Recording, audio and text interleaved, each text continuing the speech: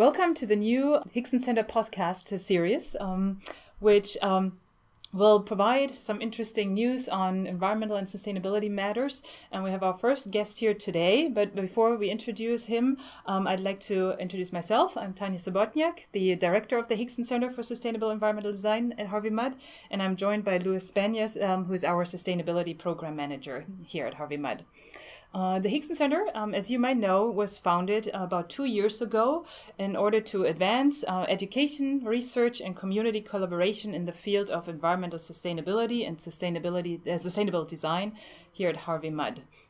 While the Hixon Center provides a nice variety and mix of lectures, seminars, classes, a conference, and a wealth of online content, we wanted to venture more into recorded media and really take a stab at recorded interviews and podcasts. So this is our first interview today. We're joined by Paul Steinberg, Professor of Political Science and Environmental Policy, and the Malcolm Lewis Chair of Sustainability and Society here at Harvey Mudd.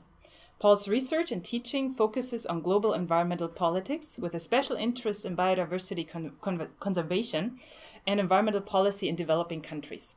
He's interested in how different societies around the world respond to environmental problems. With that, welcome, Paul. Thanks so much, Tanya. Okay. We brought Paul in today to discuss more broadly what the impact of the Trump administration might be on environmental and climate policy around the world and domestically. So we'll ask him a few questions today and see where the conversation takes us. Great. Well, thank you again, Paul, for coming and joining us today. So our first question. President Donald Trump has publicly doubted climate change science. And during his campaign, he promised that his administration would pull the U.S. out of the Paris Climate Agreement and cease financial contributions to the UN's Climate Change Fund. And there have been mixed messages coming out of the administration since then about both. What exactly can the Trump administration do with respect to its international climate commitments? And what would the implications be if the U.S. were to renege on its climate commitments? Thanks for the question. That's obviously on a lot of people's minds. The first question is what this administration is actually going to do. And I think there remains a lot of uncertainty around that because the administration reflects the broader party division between pragmatists and ideologues. And many members of industry, including someone like Rex Tillerson, who has responsibility for treaties as Secretary of State, is much more in the pragmatist camp. And Tillerson arrived at ExxonMobil at precisely the time that ExxonMobil shifted its position with respect to climate change, saying that they favored an international treaty, as do some other international oil companies. So it remains to be seen what's going to be done within the administration. And Steve Bannon himself has a very strange history with respect to climate change in the sense that he used to be the director of the Biosphere 2 project, an environmental science project mixed in with an odd bit of New Age philosophy, but himself is much more of the ideological camp. So he may very well fully understand the science of climate change. And in fact, many climate scientists who were part of the Biosphere 2 project are perplexed at his current positions with respect to global environmental issues. But the broader question here is, what can an international treaty really accomplish? And the way political scientists tend to think of this is in terms of the 3 C's. Okay, so a treaty can build concern globally by bringing people together, convening scientists, raising awareness, producing more information. It can enhance the contractual environment by saying, well, we'll do something if you do something.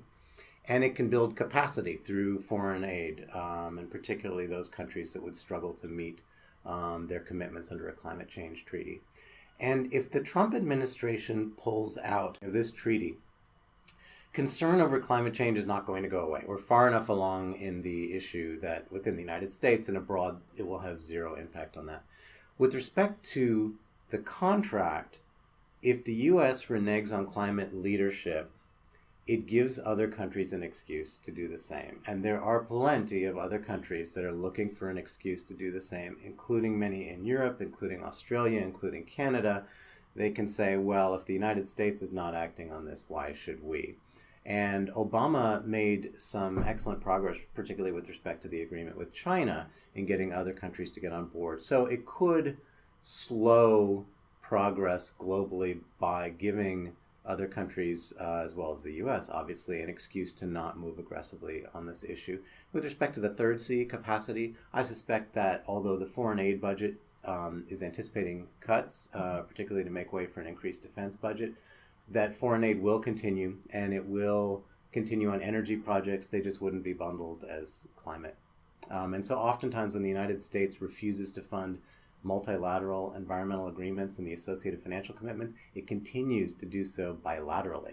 And so it's the U.S. distaste for the notion of world government, more so than a distaste for the idea of providing foreign aid per se, that tends to drive U.S. opposition to multilateral funding arrangements. Thank you. Let's turn our conversation to the changes that are happening domestically. As many of you know, former Oklahoma Attorney General Scott Pruitt is the new administrator of the Federal Environmental Protection Agency. He's been an outspoken and frequent critic of the EPA, has in fact sued the agency 14 times, and closely collaborated with the fossil fuel industry in Oklahoma. The first budget now proposed by the Trump administration calls for a 27% cut of EPA's resources and reducing its staffing levels by 25%. What is the outlook, in your opinion, Paul, for the EPA over the next few years, and how will the roles and activities of both the federal and state EPAs change under the Trump administration?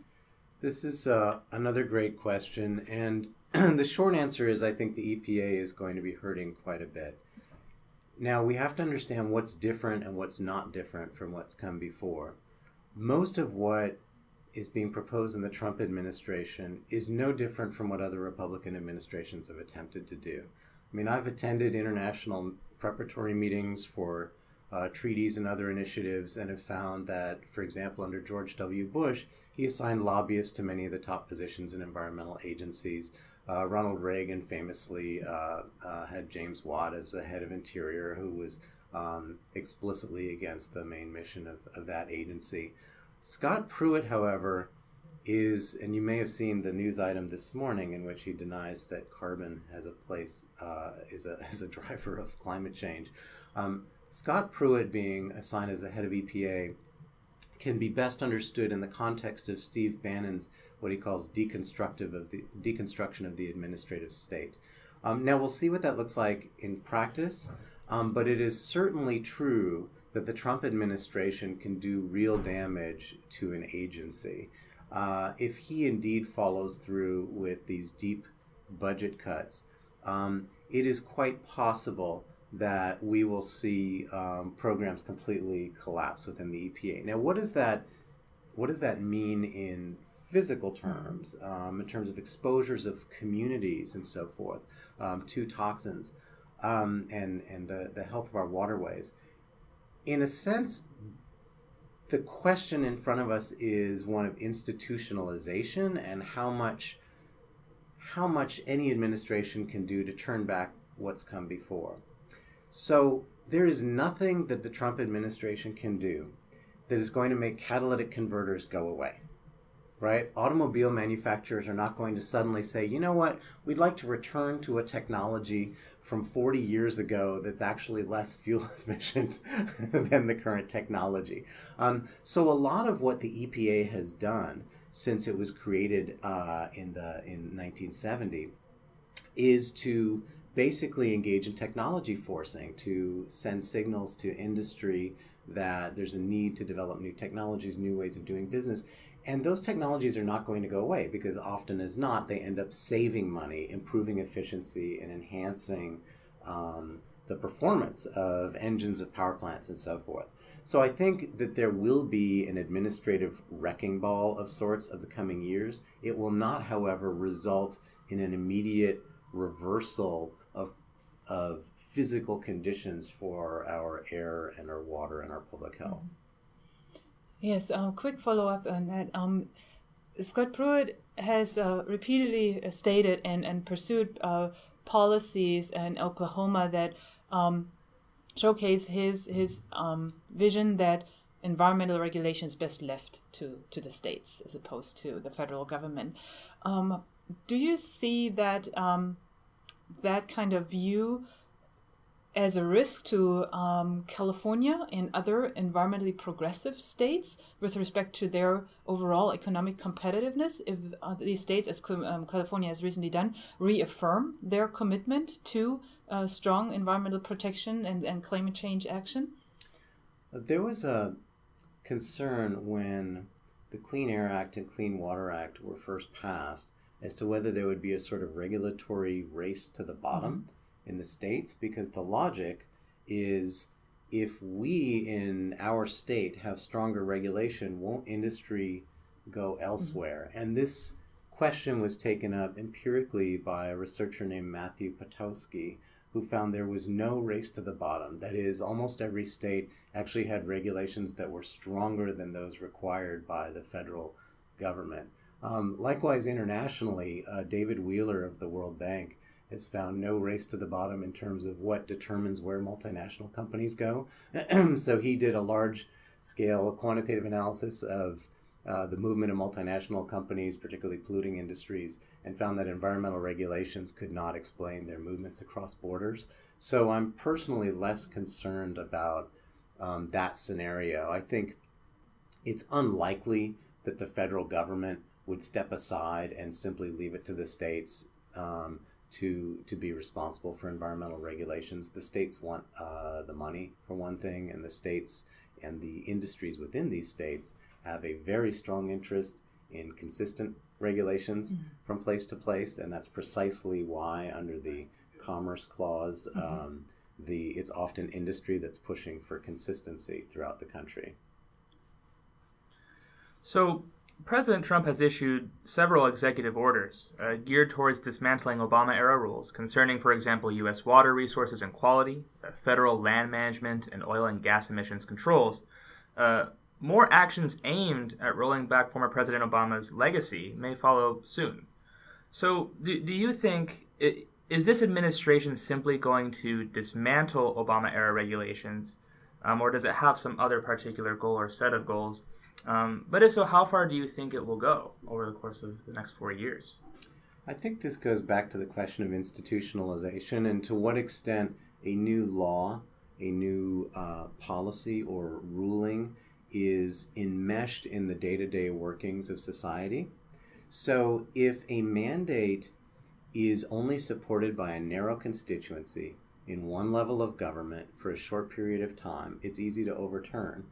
Those who study how policies change often argue that you cannot understand a policy arena by looking at less than 10 years. It's just too hard to tell whether it's really going to stick. After about a decade, you could say, all right, sure enough, there's been a change in air quality practices in country X. And this was something that Paul Sabatier, a policy scientist, argued for many years, and actually he's the one who first convinced Eleanor Ostrom to do her own long-term studies, because he wasn't convinced that what she was studying regarding water management would stick, and she went back and found that it did. So how do you make a new policy stick? You get the local governments interested in it. So if the federal government says that we don't care about transportation, alternative transportation policy, well, cities are not going to suddenly black over their bicycle lanes, right? Texas, which has fully embraced wind power, is not going to suddenly decide that wind power is no longer important. Industries that are benefiting now from competitive alternative energies, be it solar, wind, and others, are not going to suddenly lose interest in that. So I would say Trump will certainly not get everything he wants. I think the question of what happens on the land is going to be a very significant one, because the U.S., unlike most other countries, the federal government owns a huge proportion of the land throughout the United States. And the Interior Secretary, Ryan Zinke, is a different brand of Republican. So the Republican Party, before Ronald Reagan, had a very proud environmental record. I mean, it was, of course, Republican Teddy Roosevelt, who created the national forests, the national parks. It was Republican Richard Nixon, who signed the Endangered Species Act, created the EPA, signed the National Environmental Policy Act. It was Republican Eisenhower, who created the National Wildlife Refuge, and on and on. And of course, George Bush Sr. is the one who promoted the first large-scale cap and trade scheme for sulfur dioxide emissions from power plants. So the future of the Republican Party is another of the big questions here. It's always a matter of, do the Republicans find it to be politically expedient to oppose environmental regulations or not? And interestingly, the new proposal from a prominent group of Republicans for action on climate change explicitly cites in their report the desire to reach out to younger voters and to Latinos and Asian Americans, citing their concerns about climate change. So a lot of this is political calculus. Yes, let's stick with the newly proposed carbon dividends plan for a moment.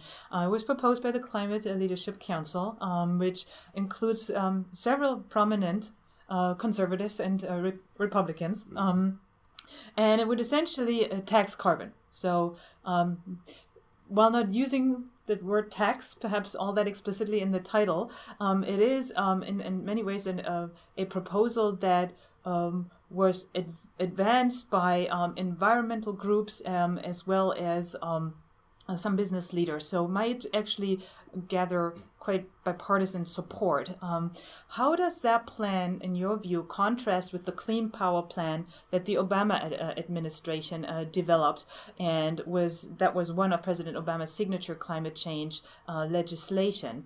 How do they differ, and what do you think is the administration going to pursue? What type of path? All right, so it remains to be seen whether this new plan emphasizing carbon taxes will actually be embraced by the administration or not. That's a big question mark. As the administration takes shape, it will become increasingly clear who's winning the battles behind the scenes on things like climate change, on land use, and so forth. The whole approach of market-based regulation is, one would think that it would be an area in which progressives and conservatives could agree. So you clean the environment, you save money in the meantime, and what's not to like? And of course, the idea here is, instead of implementing a sort of one-size-fits-all plan, namely every factory must reduce by X percent, and perhaps they even need to use the following technology, right? Instead of doing that, you set an overall goal, and then you allow for greater flexibility in how to meet it.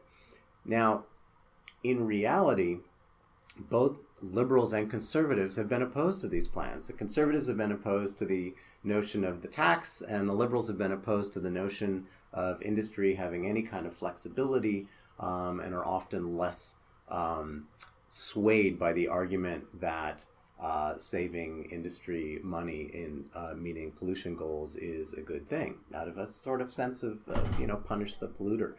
So I think liberals and conservatives actually share blame for the hard road that market-based regulations have faced along the way. Now, there's a telling insight from history about, in answer to your question specifically about Obama's regulations regarding power plants versus this carbon tax. And that is that when the first real market-based regulation was implemented, it was in the United States, and it had to do with getting lead out of gasoline. And the EPA told industry straight out that you were going to have to get lead out of gasoline, and catalytic converters are coming around the corner, and this is going to happen. And they said, but in the meantime, you can trade, this was more of a cap and trade rather than a carbon tax, but they said you can trade your pollution permits. And so what that did was it ended up saving a lot of money because of the flexibility afforded the industry. Some of the refineries could do this very easily, others could not, but they knew that a strong regulation was coming down the road. And so it was the combination actually of strong regulation and flexibility that made the difference. And interestingly, Michael Porter at Harvard Business School has found that when regulation spawns innovation, it's strong regulations that do this. If it's a weak regulation, you apply a couple of band-aids, you don't make large changes to your practices, but when you know that a strong regulation is coming down the line, you have to rethink your production processes, and that is actually more likely to lead to innovation and even industry profit because it sparks a deeper, longer-lasting change. Great. Well, we have one last question for you. So, and sort of to bring this to a nice conclusion here. So all in all, environmentalists and many other constituents are concerned, and I think fairly so, with the emerging path taken by the Trump administration and they view it as a loss of momentum for the United States to lead on climate and environmental issues. But what reasons might we have, however, to be optimistic or forward-looking in this respect? And what can we do on an individual level, and perhaps with respect to Harvey Mudd on a campus or institutional level, to act on climate and environmental issues if the administration perhaps will not? That's a terrific question. I don't think there's a reason for optimism with respect to the administration per se. I do think that it is possible that Trump's investments in infrastructure could open some possibilities for alternative transportation, and that is an area in which people will need to pay a lot of attention. So if Trump decides to devote enormous amounts of money to revamping the infrastructure in the United States, it is worth fighting for even a small percent. In the state of Oregon, it was 1% of federal funds went to alternative transportation, and that's how Portland became a bicycle-friendly city, right? So that's a fight to have, and I think one question that's going to arise within the environmental movement and that we all have to deal with is, would it be okay to collaborate with the Trump administration on such issues? Or do we find their embrace of, frankly, fascist ideologies, writ large, with the Muslim ban and all that, do we find that in its sort of morally obnoxious qualities to be so toxic that we could not imagine somehow collaborate? What if a prominent environmental organization is asked to sit on a board or a planning committee for the distribution of transportation funds? And so I think that's a question that everyone has to answer for themselves, as to whether to maintain the sort of pure, distant stance or to potentially collaborate with Trump administration officials on that kind of thing. In the meantime, we have to keep in mind, the United States is one of the most decentralized countries in the world. So states and cities have much more power here than they do in almost any other country in the world. And there is a trend globally toward greater decentralization, with other countries starting to resemble a little bit more what occurs in the United States. So France is decentralizing power to the regions. Spain is now letting cities make their own climate policies. We already get to do this stuff. All right. So Los Angeles has its own climate action plan. You don't see that in most countries, right? The state of California is already moving ahead on this. So there's a lot that can be done at the state and local levels. And we have to do more than just resist, because not only is resistance a sort of losing game, because they can just keep throwing things at us again and again. Now resist this initiative, now resist that initiative, right? We have to be proactive. We have to create facts on the ground.